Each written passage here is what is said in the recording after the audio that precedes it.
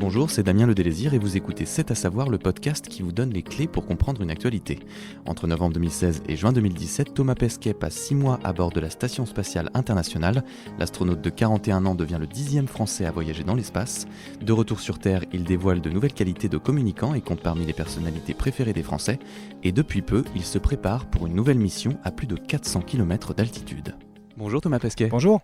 Et merci de répondre à nos questions. Plaisir. Vous avez passé 6 mois dans l'espace entre 2016 et 2017. Vous étiez au bord de la Station spatiale internationale. Oui. Il était question que vous repartiez en fin 2020. Est-ce que c'est toujours d'actualité ? Oui, c'est toujours d'actualité. La date exacte, on ne la connaît pas parce qu'on devrait repartir avec des nouveaux vaisseaux développés côté NASA en fait. Donc avec SpaceX ou Boeing qui vont être fournisseurs de vaisseaux spatiaux pour accéder à la station spatiale. Ils ne sont pas tout à fait prêts, donc on a du mal. C'est quelque chose de nouveau. On est en train de les développer, de donner une date ferme, on ne sait pas trop dire. Mais on va dire aux alentours de 2021, oui, c'est toujours d'actualité. Et qu'est-ce que ce sera les différences entre la mission que vous avez effectuée entre 2016 et 2017 et la nouvelle ? Les différences, il y a déjà ça, c'est l'accès à l'espace. C'est vrai que pour moi, ça va changer beaucoup de choses parce que ça concerne beaucoup l'entraînement dans les années qui viennent. Malheureusement, même si cette phase d'accès et de retour, elle est assez courte en fait au final par rapport aux presque 6 mois à bord, c'est là qu'on prend le plus de risques. Donc c'est là qu'on s'entraîne beaucoup. Donc pour moi, ça va changer ça. La mission à bord, quand on est membre d'équipage et qu'on retourne pour une deuxième mission, qu'on est plus expérimenté, on peut avoir des tâches comme par exemple être le commandant de bord de la station. Ça veut dire par rapport à ma première mission, où là j'étais un peu le débutant, là ce sera moi le vétéran. Donc des tâches peut-être un peu plus d'encadrement, de management. Si je vole avec des gens plus jeunes, avoir le rôle pour eux qu'ont eu pour moi Peggy Whitson qui a eu beaucoup d'expérience. Mais sinon, à part ça, c'est la continuation en fait de cette mission-là. Et la recherche dans la station spatiale, ça ne s'arrête jamais. En ce moment même, au-dessus de nos têtes, il y a des gens qui continuent à faire soit les mêmes expériences ou d'autres que celles que j'ai faites. Qu'est-ce que sera exactement le programme scientifique ? Je ne le sais pas de la même manière que je ne sais pas exactement dire la date. Mais en gros, ce sera la suite de cette première mission. Et est-ce que les missions que vous faites là-haut, ça a des répercussions concrètes sur la vie des gens ici en bas ? Oui, bien sûr, ça c'est une question que j'ai tout le temps, mais ce qu'on fait, c'est deux choses. Il y a la partie exploration. La partie exploration, c'est de l'exploration. On apprend à vivre dans l'espace parce qu'on pense que ça ouvre des nouveaux horizons, qu'on va aller plus loin et que l'humanité s'engouffre après derrière nous dans tout ça. Ça, c'est la même chose que l'exploration au sol. Après, ce qu'on fait, c'est vraiment de la recherche, et la recherche, c'est avoir accès à des choses qui ne sont pas visibles sur Terre. Et la particularité de la station spatiale, c'est que c'est de la recherche multidisciplinaire. On ne fait pas un seul truc comme, je sais pas, le CERN ou l'ARC qui fait de la recherche contre le cancer. Nous, on fait de la recherche dans plein de domaines. Donc, il y a médecine, sciences des matériaux, etc. Il y a des vaccins, staphylocoque doré qui viennent de la recherche spatiale, puisque les virus sont plus virulents. Il y a des alliages ou des méthodes de formation d'alliages qui viennent de la recherche spatiale. C'est beaucoup de petites choses. Alors, les gens ont du mal à s'y retrouver parce que justement, on a plein de domaines. On ne peut pas dire on a découvert la cure contre le sida. On aimerait bien, mais malheureusement, ce n'est pas le cas. Mais c'est plein de petites avancées dans plein de domaines. Alors j'aimerais qu'on revienne un petit peu sur les 6 mois que vous avez passés là-haut, ouais. Et surtout sur les sensations que vous avez ressenties. On imagine qu'il y a un dépaysement visuel total, on voit rien de ce qu'on voit ici sur Terre, mais il doit y avoir aussi un dépaysement en termes d'odeur, en termes physiquement même de toucher. Est-ce que vous pouvez nous parler de ça ? Oui, en fait c'est une expérience qui est entièrement différente à tous les niveaux de la vie de tous les jours. Et c'est ça qui est un peu spécial parce que on se retrouve avec des gens, même si on les connaît, c'est pas notre entourage, et pourtant ils vont devenir plus proches que la famille et les amis. Même les habits qu'on a, c'est pas les choses qu'on met d'habitude, c'est fait justement pour la station spatiale. La nourriture est différente, l'environnement est différent, la manière de se déplacer est différente. Donc en fait, tout change. Et le cerveau a un peu du mal à imprimer tout ça parce que c'est tellement différent. Ça n'existe pas sur Terre de tout changer. On peut aller dans un nouvel endroit, mais avec des gens qu'on connaît. Ou alors on change d'entourage, mais on continue à mettre les mêmes habits. C'est bête, mais nous, tout change à la fois. Effectivement, il faut tout réapprendre. Réapprendre à se mouvoir, le cerveau s'adapte, se rebranche en fait pour fonctionner en apesanteur. L'odorat, il est un peu diminué, mais tant mieux parce que ça ne doit pas non plus sentir très très bon. C'est comme dans un gros bateau ou un vol très long courrier.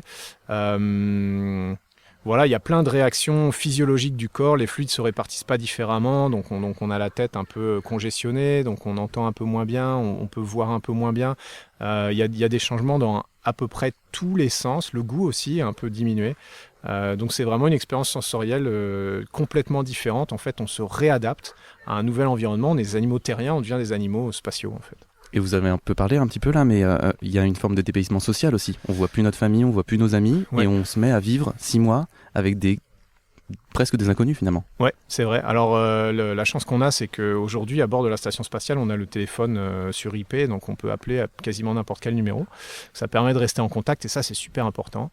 Mais effectivement, oui, on a 5 personnes qui vont devenir l'essentiel de nos relations sociales, plus une liaison qui est complètement déshumanisée, qui est la liaison à la radio avec le centre de contrôle. On sait qu'il y a des gens, mais c'est juste une voix.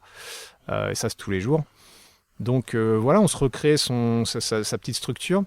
Et heureusement, on connaît bien les gens avant de partir, on s'entraîne avec eux, on se met dans des conditions difficiles. C'est pour ça aussi qu'on fait des stages de survie, parce qu'au moins, comme ça, on se connaît, on sait ce qui marche pas, on sait les réactions des gens, leurs limites, y compris les siennes. Et puis surtout, en fait, quand on revient au sol, là, il faut se réadapter. En fait. On se retrouve, les interactions se multiplient, on n'a plus l'habitude, les sollicitations se multiplient, on n'a plus l'habitude. On se retrouve dans un environnement hyper social. En plus, moi, comme j'avais communiqué à bord de la station, je me suis retrouvé pas mal exposé à tout ça.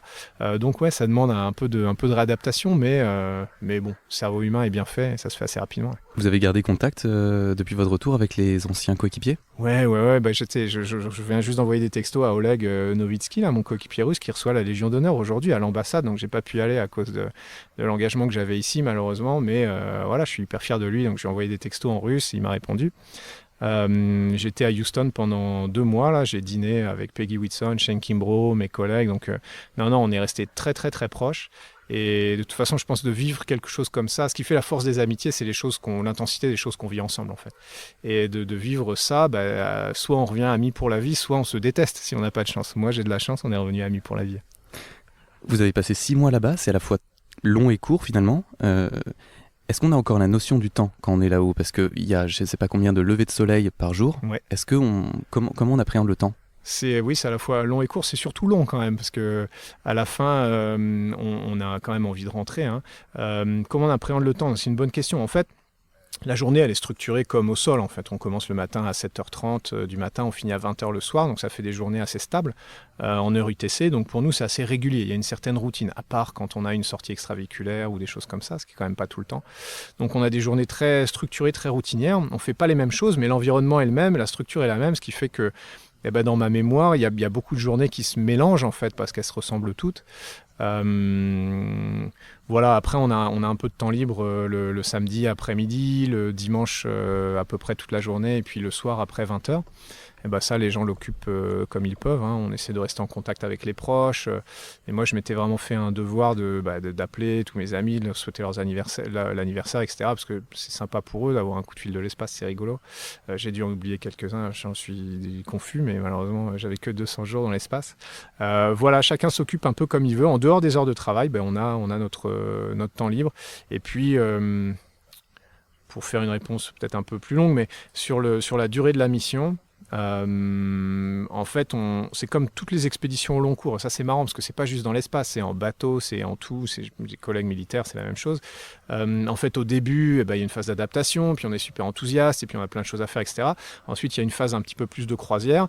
Après, au moment où on passe la moitié, c'est marrant parce que c'est symbolique. Au moment où on passe la moitié, là, on se rend compte en fait. C'est la première fois souvent où on lève un peu le nez du guidon et où on se dit ah oui, attendez, j'ai fait plein de trucs. Là, je suis à la moitié, il reste plus que temps. Il faut que je fasse ci, il faut que je fasse ça. Et puis après, vraiment sur la fin, c'est quand on commence à penser à autre chose, quand on commence à penser au retour. Et moi je recevais des emails où je recevais mon planning après le retour, on m'expliquait comment ça allait se passer, on commençait à me dire qu'il fallait que je range mes affaires, des choses comme ça. Donc là fatalement on commence à penser au retour, et quand on commence à penser au retour, on se déconnecte un peu de la vie à bord. Et là je pense que si on devait être prolongé quand on a commencé à penser au retour, c'est difficile. Si on est prolongé dès le début de la mission, partir pour 7 mois ou 6 mois, il n'y a aucune différence. Mais quand on arrive à 5 mois et demi et qu'on dit qu'il faut rester 1 mois et demi de plus, là, on trouve ça un peu dur, je pense. Ça m'est pas arrivé, mais j'imagine que c'est comme ça que ça se passe. Alors Thomas Pesquet, vous êtes un très bon communicant. Vous avez presque même l'image un peu du gendre idéal. Vous êtes très présent sur les médias, vous parlez très bien de vos expériences. Qu'est-ce que c'est comme sensation, ça, d'être presque le gendre idéal ? Je sais pas, c'était pas voulu en fait. Les gens pensent que moi je voulais parler de la mission évidemment, de plein de trucs positifs. Puis il y a des choses qui me tiennent à cœur quand même. L'environnement, la parité, l'éducation. Je fais pas ça pour faire plaisir aux gens ou pour mon image. Je fais ça parce que c'est important et ça me paraît important à moi. Après, les gens adhèrent ou pas, tant mieux s'ils adhèrent, j'ai envie de dire.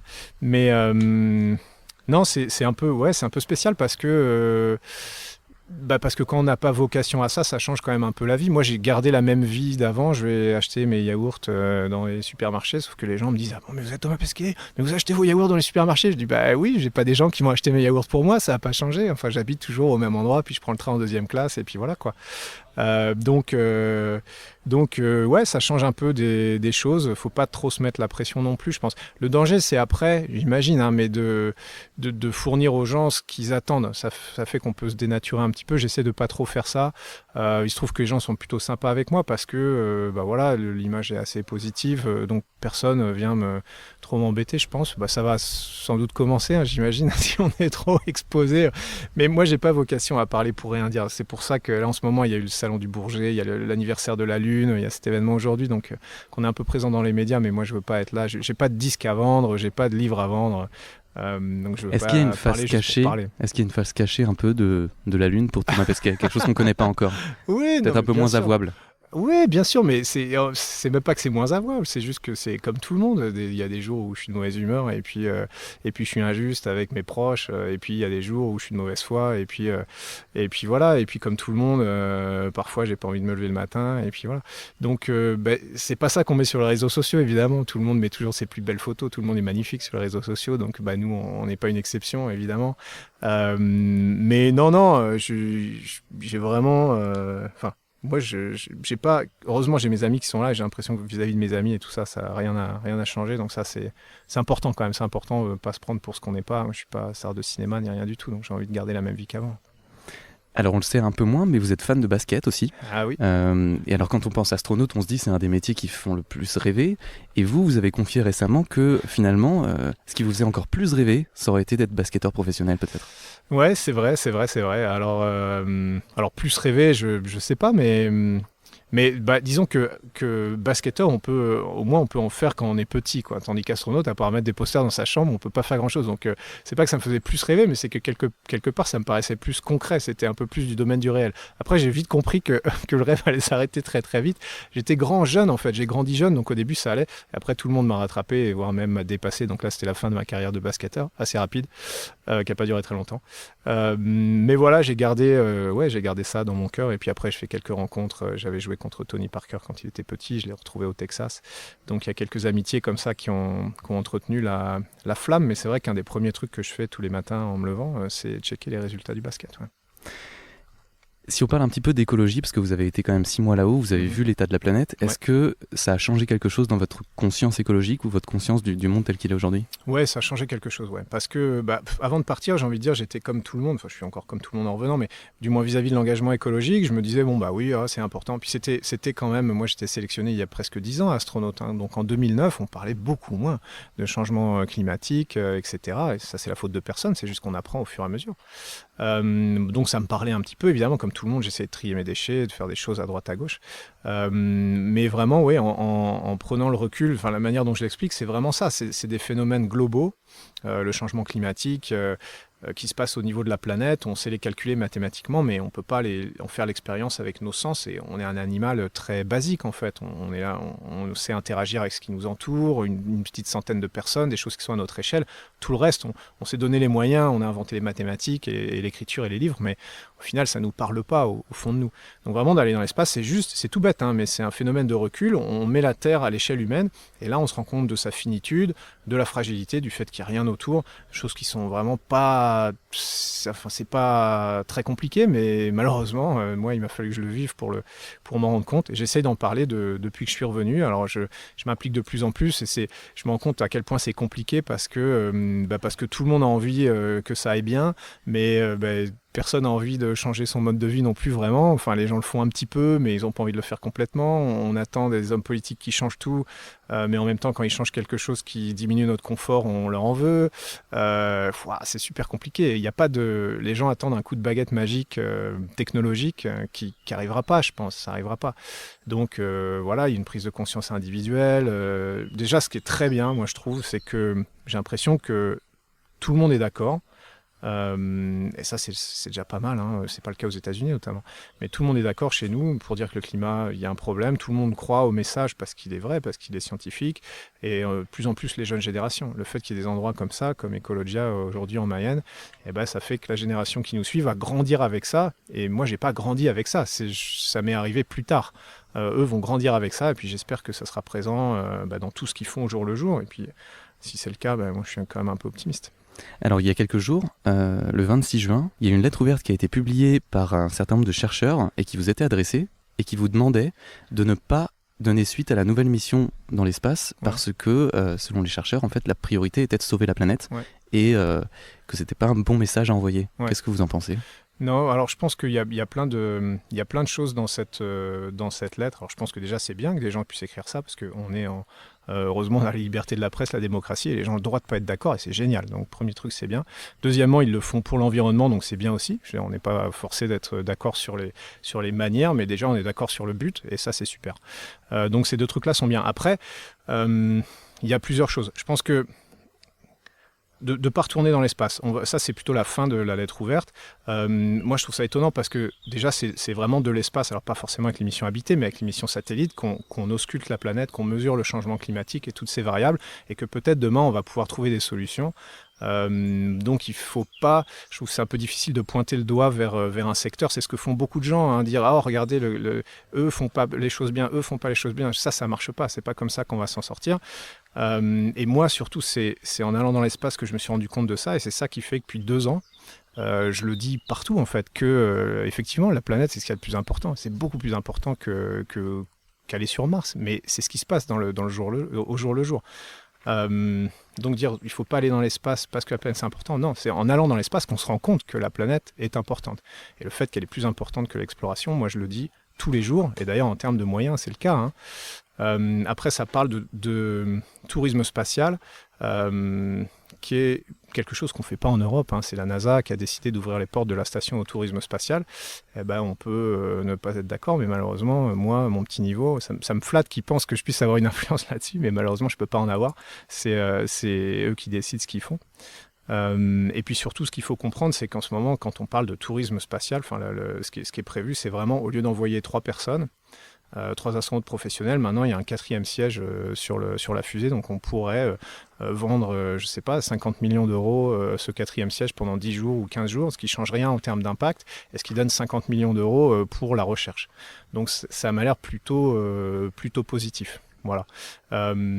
Mais encore une fois, j'ai pas lu dans le détail, mais c'est vrai qu'on me l'a rapporté assez souvent.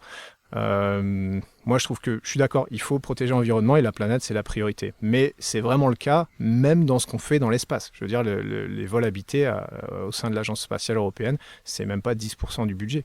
Et la plupart du budget, ça va pour vraiment observer la Terre et l'aider. En même temps, il ne faut pas non plus hypothéquer l'avenir. C'est ça qui est dangereux, c'est de se dire, ok, il faut sauver la Terre, mais il faut quand même faire des choses qui inspirent les générations. Il faut quand même faire des choses qui développent des nouvelles technologies. Il faut pas hypothéquer l'avenir, même s'il faut mettre la priorité des ressources pour protéger la Terre. Merci beaucoup Thomas Pesquet. Je vous en prie. Et puis à la prochaine peut-être. À la prochaine dans l'espace. Retrouvez cet épisode ainsi que nos autres productions sur le mur des podcasts de Ouest France.